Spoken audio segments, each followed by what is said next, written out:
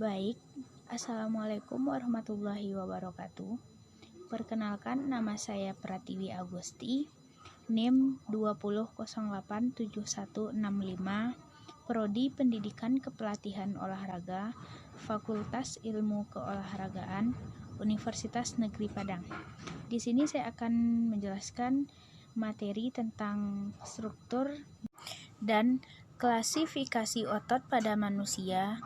Yang kedua yaitu mekanisme kontraksi otot.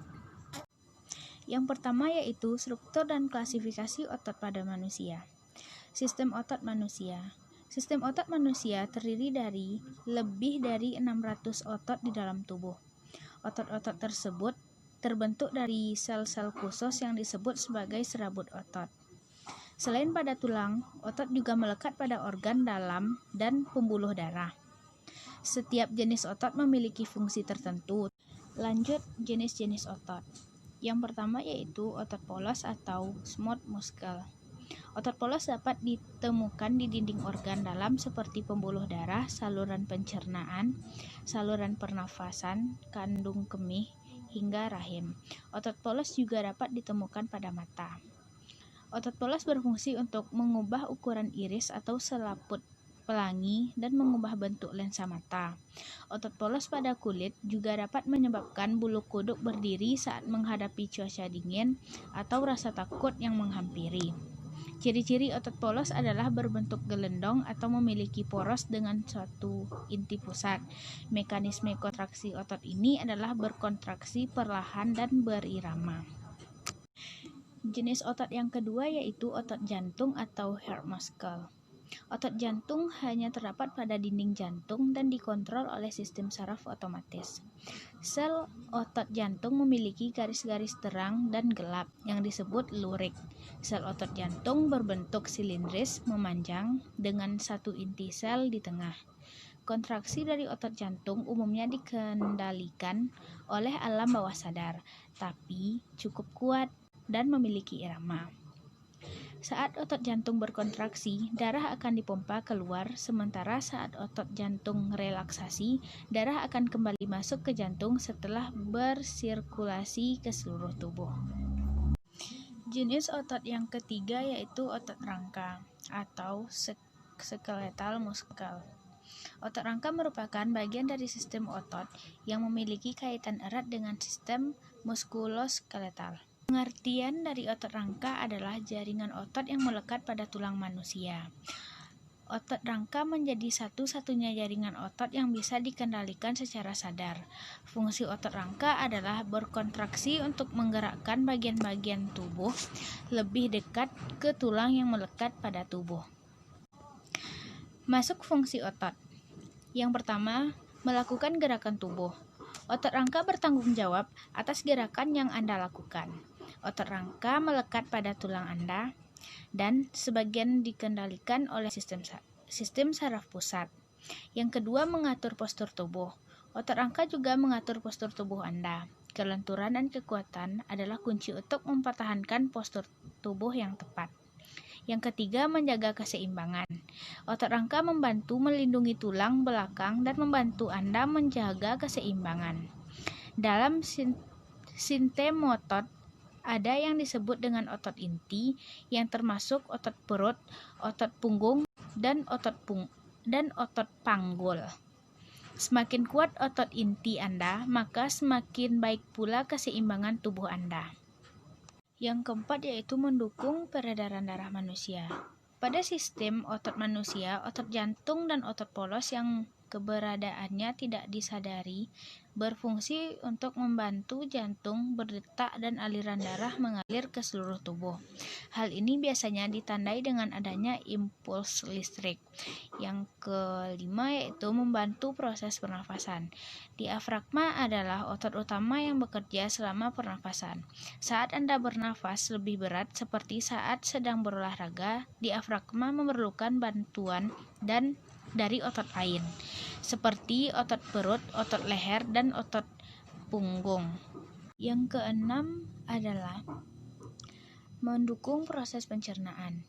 Sistem otot manusia juga berfungsi dalam membantu proses pencernaan.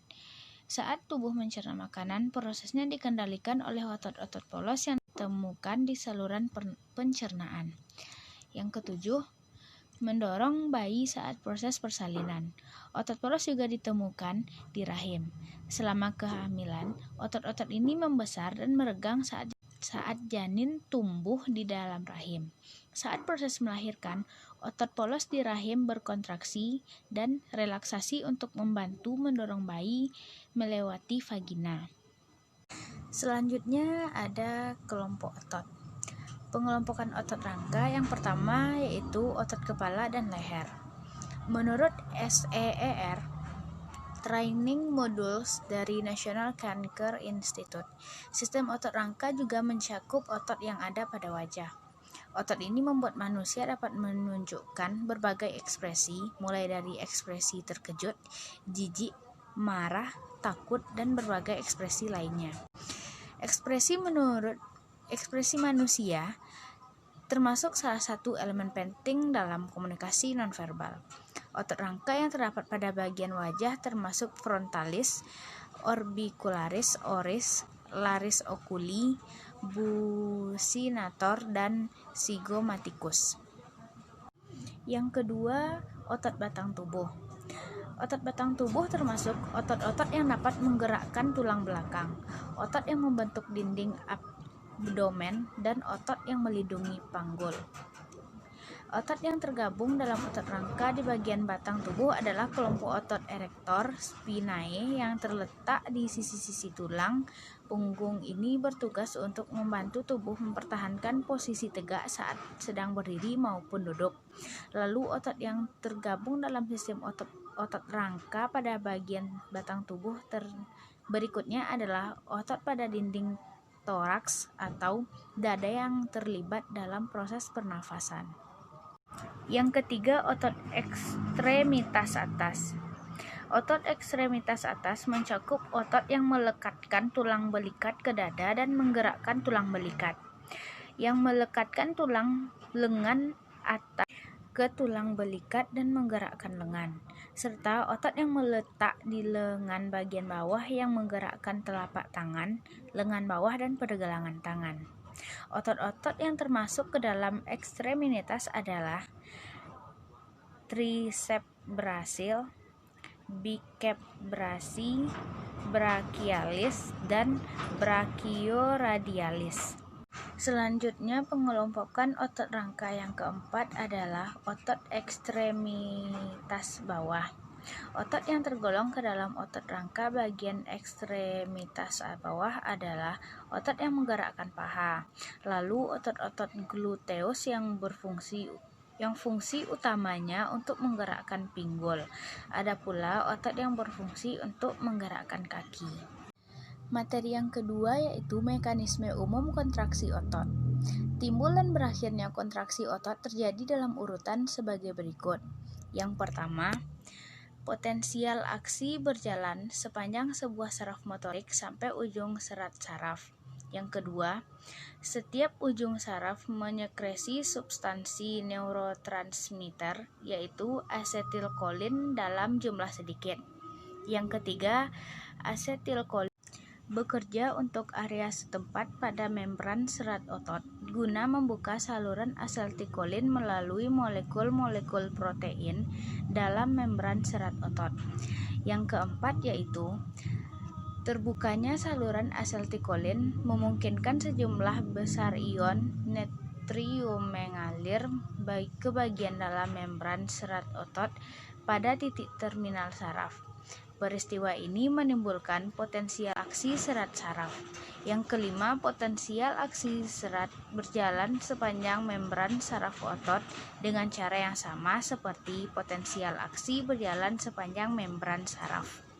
Yang keenam, potensial aksi akan menimbulkan depolarisasi membran serat otot.